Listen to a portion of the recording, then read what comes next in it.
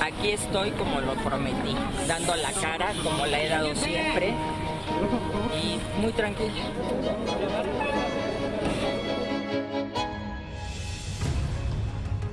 Contra muchos pronósticos, Rosario Robles se presentó a la audiencia en un juzgado del Reclusorio Sur y contra quienes pronosticaban que si iba al Reclusorio Sur ya no saldría de ahí, Rosario Robles dormirá esta noche en su casa. No se quedó en la cárcel. Miriam, buenas noches. ¿Qué tal, Ciro? Buenas noches. Así es, el juez concedió a los abogados de Rosario Robles 144 horas más para definir su situación jurídica. Ellos dicen que en 144 horas van a juntar los elementos de pruebas suficientes para desvirtuar la acusación del Ministerio Público. Además, el juez dijo que el delito del que se le acusa del servicio indebido, el ejercicio indebido del servicio público no es un delito que amerite prisión preventiva, así que la dejó ir y citó a las 18 horas el próximo lunes, Ciro. Esta situación podría cambiar el lunes. Podría cambiar el lunes, sin embargo, los vimos muy seguros. Rosario Robles, incluso así como llegó, le dijo al juez: señor, yo me presentaré el lunes, aquí será a las 18 horas y voy a aclarar lo que sea necesario. Gracias, Miriam. Gracias, Ciro. Buenas noches, vamos a tener todo lo que pasó hoy en la audiencia de Rosario Robles. Vamos a tratar de entender cuál es la situación en la que queda. Fueron 11 horas de audiencia. Pero antes, ayer la Agencia de Migración de Estados Unidos informó que había detenido a 680 personas en Mississippi. 122 de esas personas eran mexicanos. En la madrugada fueron liberadas 300 personas que recibieron un citatorio ante un juez de migración. El resto fue llevado a estaciones migratorias. Entre de toda esta suma restas, 88 mexicanos siguen detenidos. My dad didn't do nothing. He's not a criminal.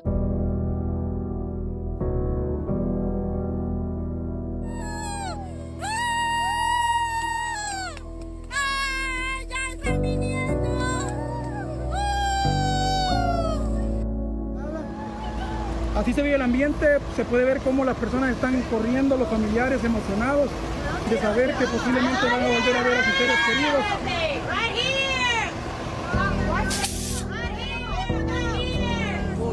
¡Ay, mi vida! ¡Ay, cómo te quiero! ¡Hola, mujer! ¡Ay, tu callita hermosa! ¡Ay, te quiero mucho! Ay, estábamos orando, pero nos van a regresar. ¿Sí? ¡Ay, bienvenida! Afortunadamente el milagro que tanto esperaban acaba de ocurrir. ¿Cómo se siente ahora? Pues hay un poco de alegría de ver que están regresando, pues, pero todavía falta.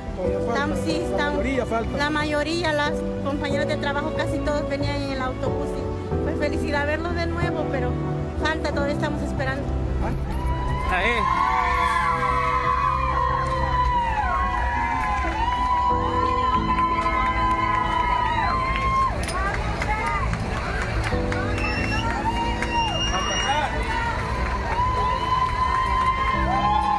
Paisanos, de regreso. I just want to say gracias. Thank you.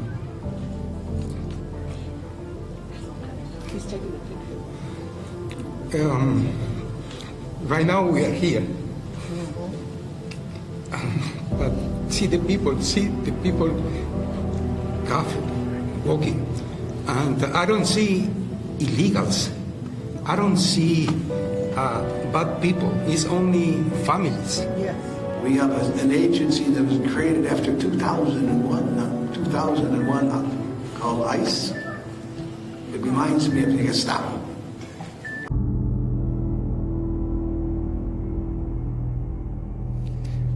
El drama de los migrantes en Estados Unidos. Vamos a tener los números, vamos a ver cómo quedan, cuántos mexicanos quedan detenidos. Vamos a tener más información sobre este tema en un momento. Pero antes, esta mañana, los habitantes de Uruapan, Michoacán, despertaron pues con un hallazgo macabro, terrible. 19 cadáveres colgados 19 y algunos cuerpos desmembrados, personas asesinadas con disparos, en total 19 personas muertas. De acuerdo con el fiscal de Michoacán, esto sería parte pues, de un enfrentamiento entre grupos criminales, lo que se dice siempre o casi siempre cuando aparecen estas imágenes.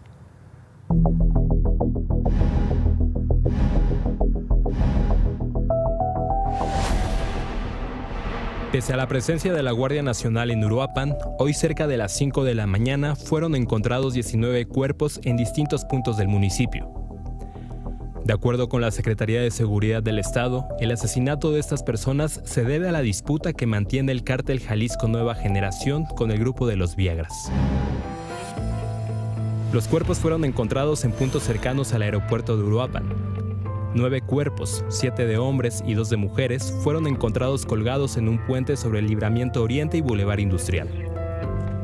El segundo hallazgo ocurrió a casi 2 kilómetros de ahí, sobre el Boulevard Industrial en la colonia San Rafael. Eran 7 cuerpos desmembrados, uno de ellos era de una mujer. Otros 3 hombres envueltos en bolsas de plástico fueron hallados en la colonia Revolución, en la calle Ampliación Magnolia. De acuerdo con los primeros informes de la Fiscalía de Michoacán, las 19 personas habrían sido asesinadas por disparos. Hasta el momento ninguno de los cuerpos ha sido identificado. En el lugar se encontró una manta en donde el cártel Jalisco Nueva Generación se atribuye estos asesinatos. Además, se analizan las cámaras que captaron a los delincuentes. Nos damos cuenta de que al menos 2 vehículos se acercan a un puente en el que empiezan a bajar algunos cuerpos y cuelgan algunos. Por lo pronto, el gobierno del estado envió a 100 policías más a Uruapan, y el secretario de Gobierno informó que ya solicitaron que la Guardia Nacional incremente su presencia en esa zona.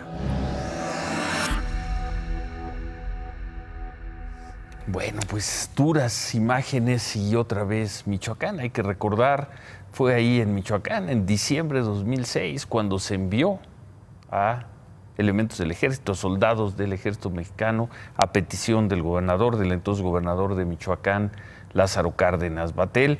Fue en ese momento, hace ya muchísimos años, 13 años, cuando se dijo que había empezado la guerra contra el crimen. Hoy ya no se habla de guerra contra el crimen, pero pues las imágenes son muy parecidas, son casi idénticas a las de hace 13 años. Quizá por eso en el municipio de Rodeo, en Durango, el presidente López Obrador habló de las herencias que está dejando que ha dejado la generación que hoy está en el poder. Y el presidente López Obrador hizo también un mea culpa, una autocrítica como parte de esa generación. Tienen razón los que dicen que ya estoy viejo, que ya estoy chocheando. Sí, pero no estoy luchando por mí o por nuestra generación. ¿Que no fuimos nosotros también los responsables de crear esta crisis entre todos? Esta generación, nunca habíamos estado tan mal. Nuestros padres no nos dejaron hacia el país. Estaba mejor. ¿Qué les vamos a entregar a nuestros hijos, a nuestros nietos? Nos los van a reprochar. 13 años de que llegaron soldados del ejército mexicano a Michoacán, han estado ahí mucho tiempo, han regresado, han salido, ha estado la Policía Federal, ahora está la Guardia Nacional y vemos estas imágenes, 19 personas muertas y además colgadas, arrojadas ahí, para que se vea que al menos en esa parte de México la guerra de los grupos criminales continúa. Anoche informamos sobre el linchamiento de 5 personas en Cohuecán, Puebla, personas acusadas de haber secuestrado a un agricultor, quien fue rescatado con vida. En la madrugada, la Secretaría de Seguridad del Estado informó del linchamiento de otras 2 personas en un municipio ya aledaño, en Tepexco. Este otro linchamiento estuvo relacionado con los hechos de ayer. Solo 2 de las 7 víctimas han sido identificadas. Entre ellas había un menor de edad. Hoy los pobladores de la comunidad de Los Reyes de Olco, de Cohuecán, tomaron el control de la seguridad. Así lo tomaron. Ahí están, con sus armas. Los habitantes hicieron recorridos con sus rifles, con machetes y bueno, hasta hace unos momentos impedían el paso a personas ajenas o a elementos, incluso elementos de la Guardia Nacional, a marinos, a policías estatales. No los dejaban pasar. Además, iniciaron la búsqueda de otro hombre identificado como Esteban García, quien está desaparecido desde ayer. El gobernador, el flamante gobernador de Puebla, Miguel Barbosa, dijo que el domingo va a estar ahí en Cohuacán y en Tepexco para hablar con la gente, para invitarlos a que no hagan justicia por su propia mano y permitan que sigan trabajando los policías. La gente cansada por el olvido, por la falta de efectividad de quienes han gobernado, hace que la respuesta sea excesiva. Es inadmisible la justicia por propia mano. Pues si va ahí el domingo, como promete el gobernador Barbosa, está muy bien que los invite a regresar al orden, que los invite a respetar a la policía, pero ahí se mató a 7 personas y ahí se tendrá que aplicar la justicia, a menos de que en Puebla empiece a darse un sistema de gobierno y de justicia totalmente diferente. Va a ir a visitar esa zona, va a ir a pedirle a estas personas que hagan una serie de cosas por el bien de la comunidad, por el bien de la sociedad, pero al menos con la información con la que se cuenta hasta este momento, esas personas mataron a 7 personas más. Y suponemos que si se mata a 7 personas, pues se tendrá que enfrentar a la justicia.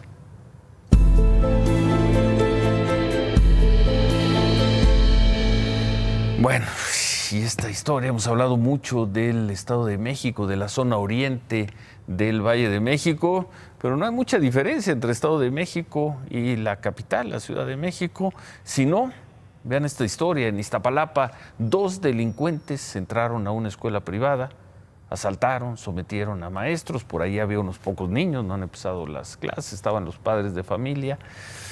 Iztapalapa, Ciudad de México, agosto 2019.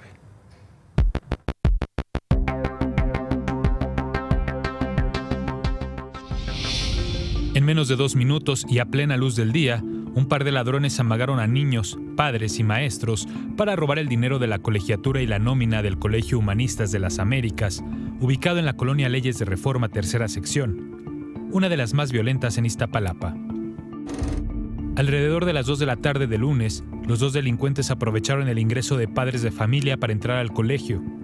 Uno de los ladrones se quedó en la puerta y replegó a niños, padres de familia y personas que vendían uniformes. Les robaron celulares y carteras. El otro entró a la dirección y comenzó a apuntar a directivos y padres que estaban pagando la colegiatura. Al ver a los ladrones, la subdirectora corrió hacia una oficina aledaña donde estaban juntando todo el dinero. Quería avisar que se escondieran porque habían entrado a asaltarlos, pero de nada sirvió. Como que todos se quedan así en shock y les vuelvo a decir, nos van a robar. Entonces, es cuando ya la toma y yo cuando voy corriendo me detiene el ladrón y me dice que a dónde voy, que me espere. El ladrón apuntó contra la directora del colegio y le exigió que entregara el dinero. Justo ese día era el pago de inscripciones. El ladrón también arrebató una bolsa donde estaba la nómina de los maestros.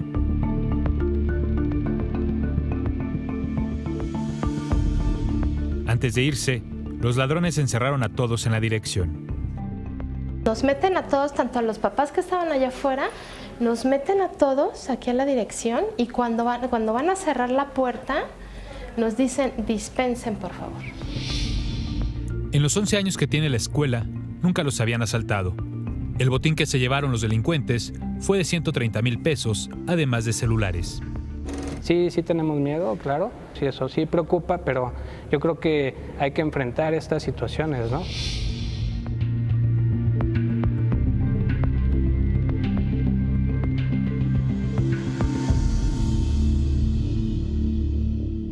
Los directivos informaron que han tomado medidas para evitar un nuevo asalto. Los directivos de esta escuela, una de ellas es, pues ya no van a recibir pagos en efectivo. Colegiaturas ya no se podrán pagar con el dinero en efectivo. Por lo pronto la escuela y los padres de familia informaron que acudieron a denunciar este asalto ante el Ministerio Público. Y esta mañana se llevó a cabo esta persecución. Vamos a ver, hay una balacera en carriles centrales de Periférico Norte, en lo que ya es la autopista México-Querétaro.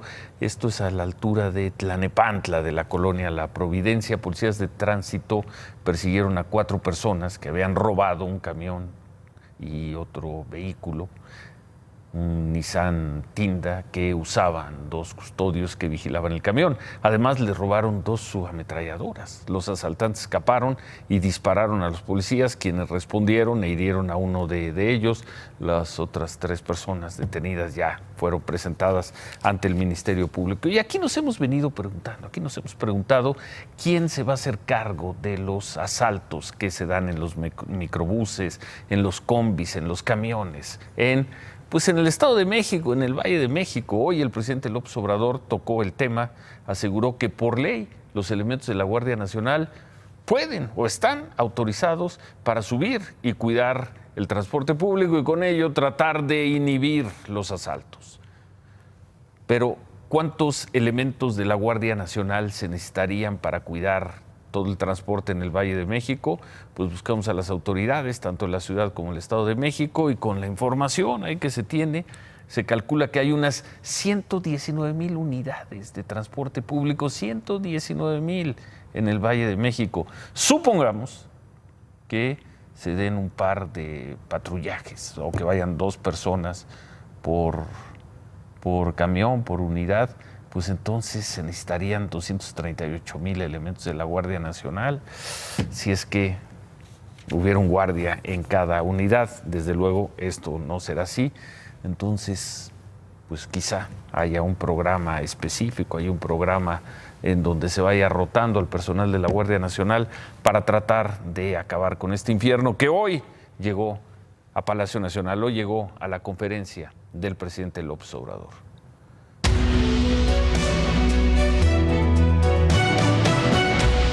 Bueno, veíamos al inicio del programa la larga audiencia que se dio en el Centro de Justicia Penal del Reclusorio Sur, donde se presentó Rosario Robles, exsecretaria de Desarrollo Social, para conocer de qué la acusa la Fiscalía General de la República. Fueron un poco más de 11 horas de audiencia, aunque hubo un receso por ahí de 2 horas para comer. El juez otorgó lo que se conoce como duplicidad del término, nos decía Miriam Moreno, y convocó a reanudar la audiencia el lunes a las 6 de la tarde. Rosario Robles se fue sin ninguna medida cautelar, se fue como llegó, no va en libertad condicional, nada, solo tiene un citatorio para presentarse la tarde del lunes. Temprano, Rosario Robles llegó acompañada de su hija, Mariana Moguel, y dijo esto. Aquí estoy como lo prometí, dando la cara como la he dado siempre y muy tranquila. Rosario, gracias. Si hacemos un resumen de la larga audiencia, ¿qué fue lo más relevante que se dijo? La audiencia a cargo del juez Felipe de Jesús Delgadillo. Bueno, primero se presentaron abogados de la Auditoría Superior de la Federación en calidad de víctima indirecta por los daños al erario. Los abogados de Rosario Robles intentaron impugnar la presencia de estos abogados, pero el juez desechó la impugnación y la audiencia se mantuvo. En una segunda estrategia, los abogados de Rosario Robles argumentaron que otro juez de Chiapas había otorgado una suspensión provisional a Emilio Cebadúa, de quien se dice era la mano derecha, el oficial mayor de Rosario Robles en desarrollo social, y también lo fue en la SEDATU. Emilio Cebadúa está implicado en esta trama de supuesto daño, robo al erario. Un abogado de Rosario Robles dijo que el fallo del juez de Chiapas impedía llevar a cabo la audiencia de hoy, que debía posponerse, pero el juez de control se molestó, dijo que no había motivo para diferir la audiencia y calificó al abogado de Rosario Robles como traposo. Pasó el turno de los representantes, se llegó al turno de los representantes de la Fiscalía General de la República. Responsabilizaron a Rosario Robles de haber provocado un daño a las finanzas públicas por más de 5,000 millones de pesos, y dicen que este dinero se desvió a través de 27 convenios firmados por colaboradores de Rosario Robles, no por ellas, firmados con distintas dependencias y universidades públicas. Estas dependencias y universidades, a su vez, habrían contratado empresas que no realizaron los servicios. Es la historia de la estafa maestra. Para la Fiscalía, Rosario Robles tuvo pleno conocimiento de estas conductas irregulares de sus subalternos y no las evitó. Por eso le imputan el haber sido omisa y de no haber administrado con honradez los recursos de las dos secretarías. Los abogados de Rosario Robles exigieron pruebas a la Fiscalía, exigieron que precisara exactamente las fechas de los convenios, para qué se firmaron, quién los firmó y sobre todo el presunto daño al erario, el real, y cómo calculaban esos 5,000 millones de pesos. También sabemos que la Fiscalía General de la República presentó como testigos a 3 exfuncionarios de la Sedesol y Sedatu. Ellos declararon, según esto de manera voluntaria, que sí notificaron de manera verbal y mediante oficios de supuestas irregularidades a Rosario Robles. Vamos a ver qué pasa el lunes, si la Fiscalía logra que el juez vincule a proceso a Rosario Robles o si los abogados de Rosario Robles logran desestimar las acusaciones. Hay mucho más sobre el tema, vamos a regresar al final del programa. En otras cosas, el expresidente Vicente Fox informó que renunció al equipo de seguridad que le proporciona hasta hoy el gobierno federal, se lo proporciona desde abril. En Twitter, Vicente Fox publicó una carta que le dirigió al secretario de la Defensa, al general Luis Crescencio Sandoval, en la que expone que, dada la difícil situación de inseguridad en el país, resolvió ya la manera de atender directamente su seguridad, la de su familia. Fox dice que desde el 1 de agosto ya no tiene soldados que lo cuiden. Por la mañana platicamos con la presidenta de Morena, con Jacob Polevsky, sobre la invitación que les hizo ayer el presidente López Obrador a los partidos para que renuncien a la mitad de su presupuesto para el próximo año. En el caso de Morena sería una renuncia del orden de 800 millones de pesos. Jacob Polevsky dijo que por supuesto que toman esta invitación y que incluso están dispuestos a renunciar a más dinero. Nosotros pues pensamos que no solamente en el caso nuestro fuera el 50%, creemos que estamos en condiciones de poder ir más allá, de poder ir no al 50%, yo ayer decía que arriba del 60%, y haciendo cuentas podría decir que podemos ir hasta el 75%.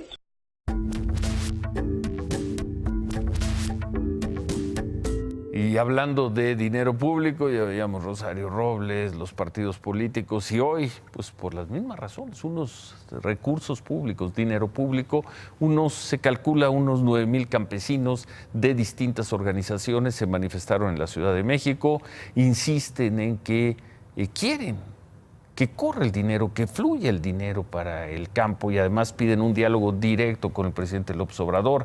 Desde temprano en las casetas México-Cuernavaca y México-Pachuca hubo paso libre a automovilistas. En las carreteras México-Puebla y México-Toluca se dieron bloqueos intermitentes. En Palacio Nacional los campesinos protestaron, campesinos que están ahí desde el 22 de julio.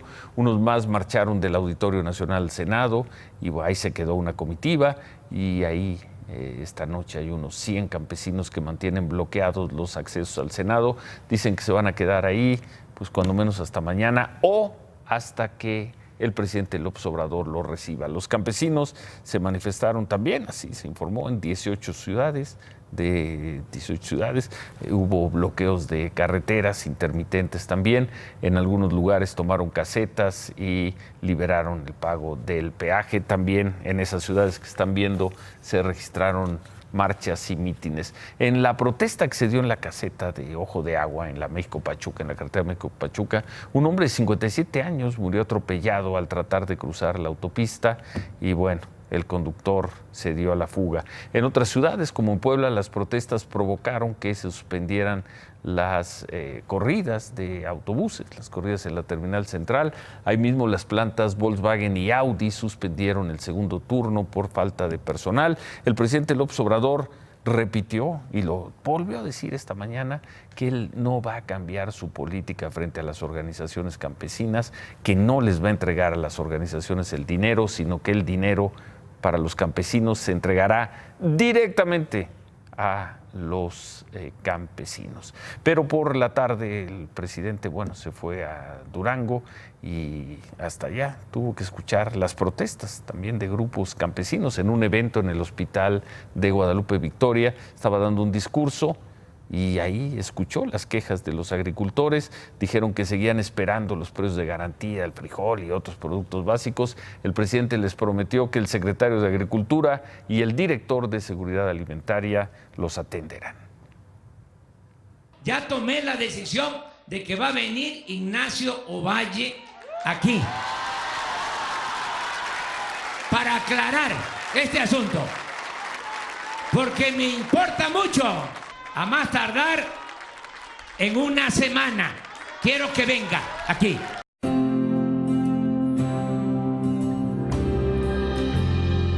Bueno, veíamos al inicio del programa que 300 migrantes fueron liberados tras las redadas de ayer en Mississippi.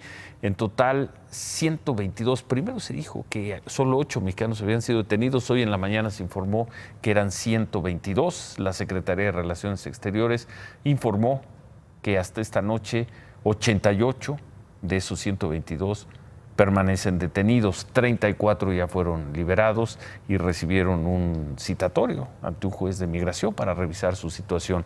De los 88 detenidos, 57 son hombres que fueron trasladados a Natchez, también en Mississippi, 19 mujeres enviadas a un lugar de Luisiana que se llama Basil, y otras 12 personas enviadas a Jena, así se llama el lugar, en Luisiana. Por cierto, volvió a bajar la cifra de migrantes detenidos que trataron de cruzar de México a Estados Unidos de forma ilegal. Fueron detenidos 82,000 migrantes en julio, y ahí está la gráfica, clarísima. El punto altísimo de 144,000 detenciones, esto en territorio de Estados Unidos, lo que provocó la amenaza de Trump de poner unos aranceles y lo que provocó el endurecimiento de las políticas mexicanas con los migrantes centroamericanos. La cifra cayó considerablemente en junio a 104,000 y bueno, y en julio se fue a 82,000, casi la mitad de las detenciones de hace 2 meses. En Reynosa, la Policía Estatal detuvo a 151 migrantes centroamericanos. Estaban escondidos en un tianguis abandonado, 73 eran menores de edad. Los migrantes fueron llevados para una revisión médica a la delegación del Instituto Nacional de Migración. En otro punto fronterizo, en Ciudad Juárez, fueron velados 2 de los 8 mexicanos que murieron en el ataque del sábado en un Walmart en El Paso, Texas. Se trata de Elsa Mendoza, a quien hoy le hicieron una misa de cuerpo presente, y de Iván Manzano, cuyos restos llegaron hoy. Al velorio asistió, ahí lo vemos, uno de los precandidatos a la candidatura presidencial por el Partido Demócrata, Beto O'Rourke, quien vive en El Paso, y fue a darle el pésame a la familia de Iván.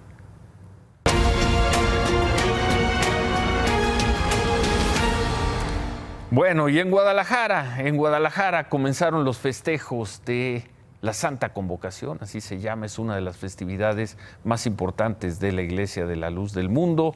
Se calcula una asistencia de unas 600,000 personas, pero este año, lo sabemos bien, con su líder, con su apóstol en la cárcel, acusado de varios delitos sexuales, las festividades de este año serán diferentes.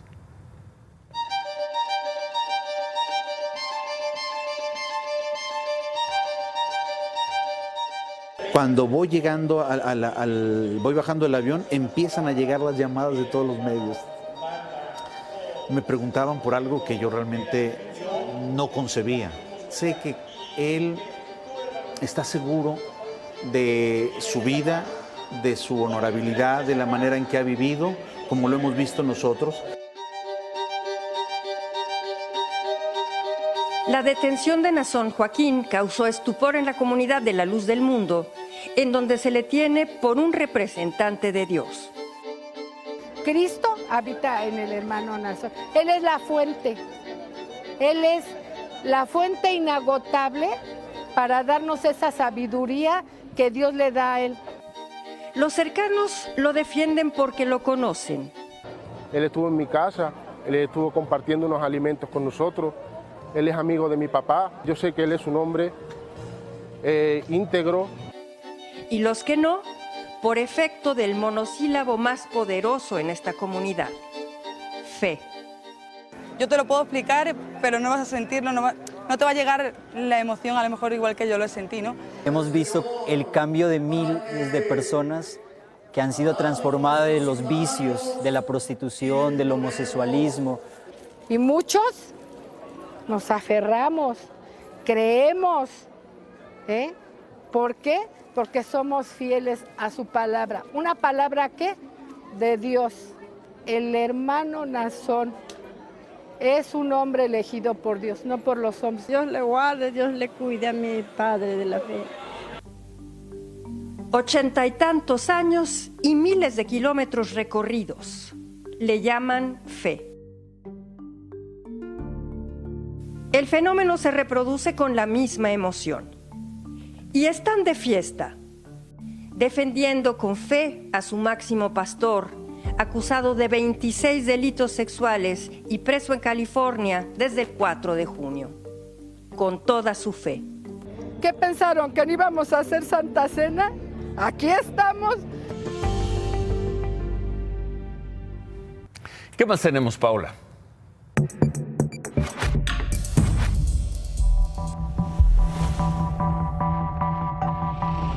Hoy se difundieron los videos del robo al interior de la Casa de la Moneda de México. En cuestión de 3 minutos, delincuentes robaron 1.567 centenarios. Así ocurrió.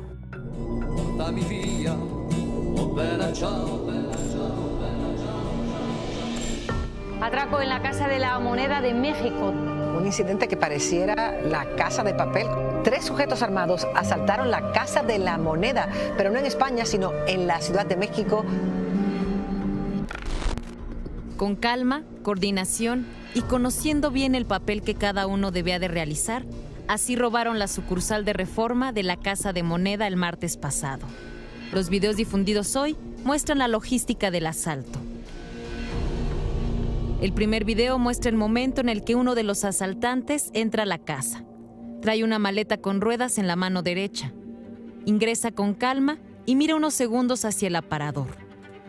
Voltea hacia la entrada para asegurarse de que el segundo cómplice esté en posición. Y ahí estaba. Esa fue la señal para empezar el robo. De inmediato se acercó al único guardia de seguridad que había en el lugar. Le apuntó con un arma en el pecho y con la otra mano lo desarmó. En ese momento ingresó el segundo cómplice y empieza el segundo movimiento. Este hombre camina directamente hacia donde se encuentra el gerente y una empleada del lugar. Hace que ambos caminen hacia el otro extremo de la sucursal. El segundo hombre que entró, con la gorra negra y el chaleco, se dirige hacia la bóveda. Ahí inicia el tercer movimiento. En todo momento porta el audífono en el oído. Toma la maleta, ahí empieza a guardar las cajas con los 1.567 centenarios. Esta acción le toma 40 segundos. Mientras guarda el botín, otro de los delincuentes lleva a 5 empleados hacia la bóveda. Entre ellos está el guardia de seguridad al que desarmó minutos antes. Se colocan con las manos hacia atrás y la vista hacia el piso. Movimiento 4. Con toda tranquilidad, el hombre que tomó los centenarios cerró la maleta, empujó la mesa que le estorbaba y caminó entre los empleados amagados para salir de la bóveda. El seguimiento de las cámaras del C5 muestra que 2 de los 3 hombres que asaltaron la Casa de Moneda escaparon en una motocicleta blanca de pista. Avanzaron por Reforma, dieron vuelta en Río Tíber y siguieron derecho hacia el puente vehicular que conecta con el circuito interior. El último lugar donde fue ubicada la motocicleta es la colonia Verónica Ansúrez, en la alcaldía de Miguel Hidalgo.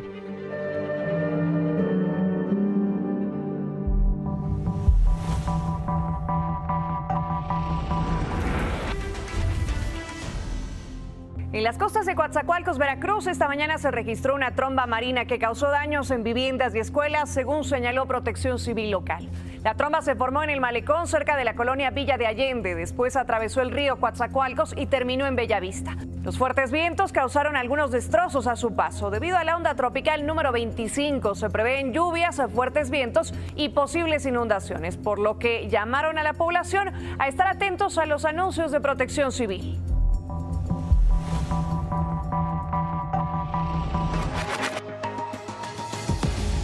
Beatriz Gutiérrez Müller, presidenta del Consejo Honorario de Memoria Histórica y Cultural de México, estuvo en Zacatecas inaugurando las jornadas denominadas Fandangos por la Lectura, que se realizan por primera vez en el país y buscan fomentar el amor a los libros por medio de diferentes actividades como parte de la Estrategia Nacional de Lectura.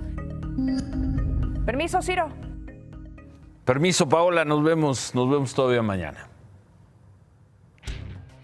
INEGI informó que la inflación disminuyó y se encuentra en 3.78% a tasa anual. ¿Qué es esto? El menor nivel de los últimos 2 años. 2 meses consecutivos con la inflación, donde lo marca Banco de México. Sin embargo, ya se ganó la batalla, no se ha ganado. Mañana veremos, a muchos tratándose de colgar la medalla de que todo va muy bien y de que es la inflación más baja de la historia. Mentira. La más baja de la historia se registró en 2015 con 2.1.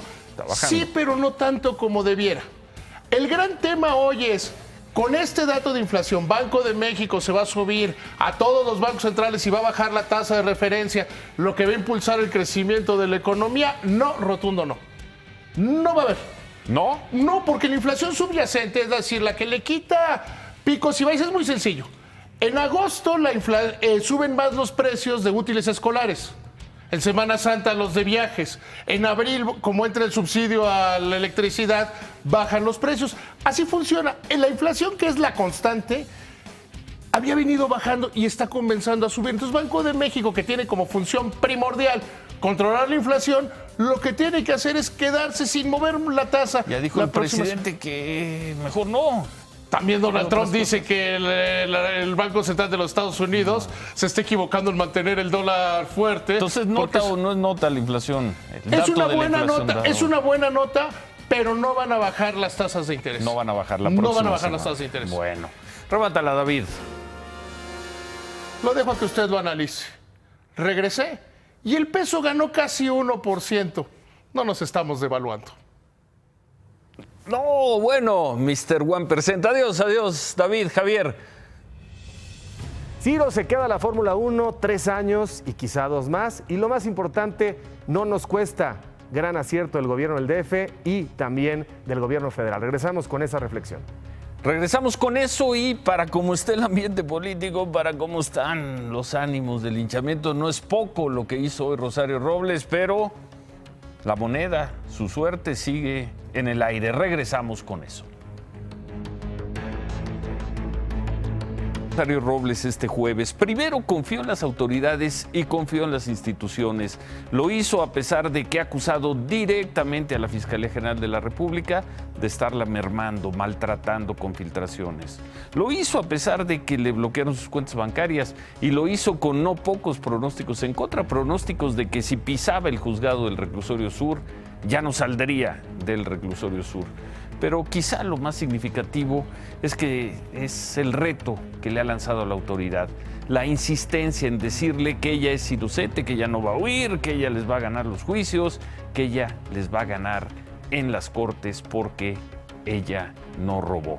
Para como está el clima político, para como está el ánimo de condenar a los supuestos corruptos de la era neoliberal, no es poco lo que hizo hoy Rosario Robles.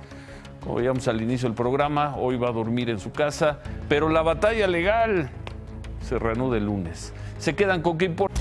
Imagen Noticias con Ciro Gómez Leiva, lunes a viernes 10:30 p.m. Participa en Imagen Televisión.